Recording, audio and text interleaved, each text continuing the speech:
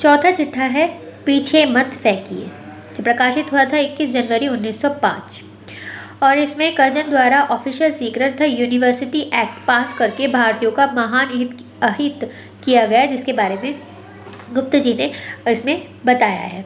पांचवा चिट्ठा है आशा का अंत, जो कि प्रकाशित हुआ 25 फरवरी 1905, जिसमें म्यूनिसिपल कॉरपोरेशन की स्वाधीनता कर्जन ने भंग की और अकाल पीड़ितों पर मजदूरी नियम और कड़े करके अपने अन्याय को और बढ़ा दिया, जिसका कि गुप्ता जी ने ऐसा बताया है कि कर्जन पर शायद भारतीय जलवायु का प्रभाव पड़ गया है, क्योंकि ऐसा कहा जाता है कि जैसा जलवायु होती है इंसान वैसा ही प्रभाव दिखाना शुरू कर देता है।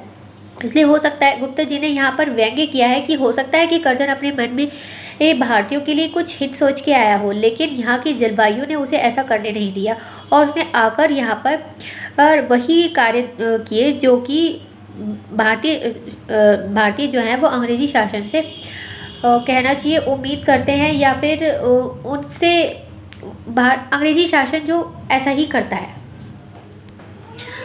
छठा चिट्ठा, इसका शीर्षक है एक दुराशा, इस जो कि प्रकाशित हुआ था 1905 में। इसमें गुप्ता जी ने स्पष्ट कहा है कि अंग्रेजों से भारत की हित की कामना व्यर्थ है, अर्थात जो कि इसके शीर्षक से पता चल रहा है कि हमें अंग्रेजी शासन से कोई भी उम्मीद नहीं करनी चाहिए कि वो भारत का कुछ हित करेंगे, यह कामना ही अपने आप में व्यर्थ है। सातवां चिट्ठा है विदाई संभाषण, जो कि छपा 21 सितंबर 1905 को। यह चिट्ठा कर्जन की भारत में अवधि समाप्त होने पर लिखा गया है। आठवां चिट्ठा है बंग विच्छेद, जो कि प्रकाशित हुआ 21 अक्टूबर 1905 को। इस चिट्ठे में कर्जन की झूठ, आत्म प्रशंसा और अहंकार पर करारी चोटें की गई हैं कि किस प्रकार सिर्फ उसने अपने अहंकार की प्रतिपूर्ति करने के लिए बंगाल का विच्छेद कर दिया है, बंगाल का विभाजन कर दिया। नौवां चिट्ठा है लॉर्ड मिंटो का स्वागत, और लॉर्ड मिंटो जो है कि 5 साल के लिए शासक बनकर आए थे, उसी के ऊपर उन्होंने ये नौवां चिट्ठा लिखा है।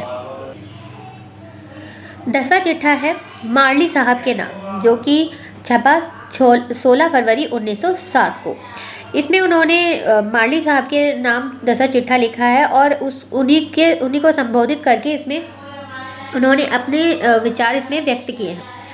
और 11वां चिट्ठा है आशीर्वाद। इस चिट्ठे में गुप्ता जी ने कामना की है कि सभी के सुख की और भारत की आज़ादी की और भारत भूमि के प्रति लगाव की। इस 11वें चिट्ठे में गुप्ता जी को अचानक ही जलवायु परिवर्तन से यह भावना आती है कि पतन के बाद उत्थान अवश्य आता है। बाहर अचानक बारिश सुनकर उन्हें ऐसा लगता है कि जिस प्रकार हम जो है अपने अपने घरों में सुरक्षित हैं, लेकिन पता नहीं बाहर के जो पक्षी, अंडे, बच्चे, पता नहीं पेड़ों के साथ कितने सारे जो है सुबह मरे सिसकते हुए मिलेंगे। इसी से उन्हें कुछ नई भावना का उनमें उदय होता है और वो सोचते हैं कि जिस प्रकार से कि वसुदेव कष्ट सहकर बालक को गोकुल छोड़ के आए, वही बालक हिंदू का अवतार हुआ, उसी प्रकार पतन के बाद उत्थान अवश्य प्राप्त होगा। श्री शंभू की चिट्ठे की विषय वस्तु तत्कालीन भारत की दुर्दशा का चित्रण है। लेखक ने काल्पनिक नाम श्री शंभू से viceroy, Lord Curzon, Lord Minto, Marley को ये खत लिखे जो भारत मित्र नामक हिंदी पत्र में छपा करते थे और जिसका व्यापक प्रभाव अंग्रेजी शासन पर पड़ा। और इसी का प्रभाव है कि अन्य अनेक लेखकों ने उनके ही नाम से इन चिट्ठों को लिखने की कोशिश की है, जिसका जो गुप्ता जी है उनको बहुत ही इस बात का बुरा लगा कि उन लोगों ने उनके चिट्ठों को जो है कॉपी कर लिया, और जिसका उन्होंने बड़ा इन चिट्ठों के जरिए भारतेंदु युग की परिस्थितियों से गुप्ता जी ने अवगत कराया। और लेखक ने अंग्रेजों के विरुद्ध कुछ और किया न कया, लेकिन अपनी बात लेखनी के माध्यम से वायसराय तक पहुंचाई। अंग्रेजों ने इन चिट्ठों को पढ़ा या नहीं यह अलग बात है, परंतु भारतीय जनता को सोचने पर विवश कर दिया कि वे अब अंग्रेजी दास्तां से मुक्त हो जाएंगे। आज के लिए इतना ही, धन्यवाद।